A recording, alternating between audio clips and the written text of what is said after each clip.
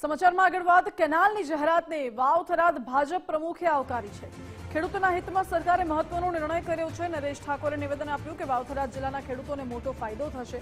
સરકારે 30 એપ્રિલ સુધી કેનાલ ચાલુ રાખવાની જાહેરાત કરી છે। અગાઉ 15 માર્ચના રોજ કેનાલમાં પાણી બંધ કરવાનું આયોજન હતું, જો કે હવે તે લંબાવાશે। 30 એપ્રિલ સુધી કેનાલમાં પાણી ચાલુ રહેશે। વિધાનસભા અધ્યક્ષ અને મંત્રી સ્વરૂપજીએ રજૂઆત કરી હતી।